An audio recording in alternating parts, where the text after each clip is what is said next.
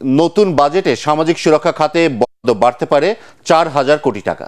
নতুন করে উপকারভোগীর সংখ্যাও বাড়তে পারে প্রায় 4 লাখ।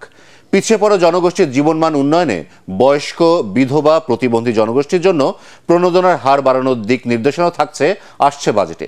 তবে এসব সুবিধা উপকারভোগীর কাছে পৌঁছাতে পদ্ধতিগত দুর্বলতা ও দুর্নীতি কমিয়ে আনার তাগিদ দিয়েছেন বিশ্লেষকরা। শরফুল আলমের রিপোর্ট। ওয়ালটন ফ্রিজ কিনে অনেকের মতো আপনিও হয়ে যেতে পারেন মিলেনিয়াল। সেরা পণ্যের সেরা অফার। চড়া বৈদেশিক মুদ্রা বাজার, দেশি বিদেশি ঋণের সুদ পরিশোধেও ব্যয় বাড়ছে সরকারের, যার প্রভাব পড়ছে বৈদেশিক মুদ্রার রিজার্ভে।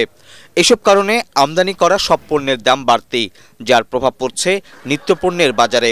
পরিসংখ্যান বলছে মূল্যস্ফীতি এখন 10 ভাগের ঘরে, অর্থাৎ আগে 100 টাকায় যা কেনা যেত এখন তা কিনতে খরচ হবে 110 টাকা। যদিও বিশ্লেষকরা বলছেন বাস্তবে মূল্যস্ফীতির এ হার আরও বেশি। তাই অপ্রাতিষ্ঠানিক খাতের শ্রমজীবী নিম্নায়ের মানুষদের সামাজিক নিরাপত্তার আওতায় আনার দাবি তাদের। 7.5 কোটির মতো শ্রমজীবী মানুষ আছে, তাদের জন্য সুনির্দিষ্ট কোনো কার্যক্রম ওইভাবে নেই। সামাজিক সুরক্ষার মূল জায়গা হওয়া উচিত যে এইটা সমাজের যারা নিপীড়িত বঞ্চিত আছে, যাদের আর্থিক সক্ষমতা ওইভাবে নেই, তাদের কাছে যেন এই সুবিধাগুলো সঠিকভাবে পৌঁছায়। আর্থিক মন্দার এই সময়ে সামাজিক নিরাপত্তা কর্মসূচির আওতায় নতুন করে যুক্ত হতে পারেন 4 লাখ মানুষ।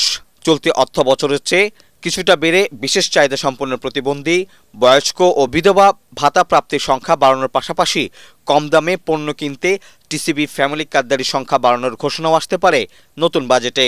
উচ্চ মূল্যস্ফীতি অব্যাহতভাবে বছর জুড়ে থাকার কারণে, মানুষের প্রকৃত আয় কমার কারণে খাদ্য এবং পুষ্টি নিরাপত্তা দুটোই আসলে চ্যালেঞ্জের মধ্যে। তো সেই জায়গাটির প্রেক্ষাপটে সরকারকে অবশ্যই সামাজিক সুরক্ষা কর্মসূচি যেগুলো রয়েছে প্রায় 121টি, ব্যক্তি প্রতি বা সুবিধাভোগী প্রতি যাতে পরিমাণ বৃদ্ধি হয়, একটা পরিবার যাতে ওই টাকাটি দিয়ে চলতে পারে সেরকম একটি পরিমাণ নিয়ে যাওয়া। সামাজিক সুরক্ষা কার্যক্রমের বিষয়টা আছে এবং এই প্রস্তাবিত বাজেটেও সেটা আরও বাড়ানো হচ্ছে। ফ্যামিলি কার্ড থেকে শুরু করে খাদ্য সহায়তা, সেগুলো কিন্তু চলমান আছে। খাদ্য নিরাপত্তার উপরে সর্বোচ্চ গুরুত্ব দেওয়া হচ্ছে। কম আয়ের মানুষের উপর মূল্যস্ফীতির চাপ কমাতে খাদ্য, ত্রাণ ও কৃষকদের জন্য বিশেষ বরাদ্দ সহায়তা ঘোষণাও থাকতে পারে আসছে বাজেটে। তবে এসব পদক্ষেপে মূল্যস্ফীতি কমে অর্থনীতি কতটা স্বস্তি ফিরবে তা জানতে অপেক্ষা করতে হবে বাজেট ঘোষণা পর্যন্ত।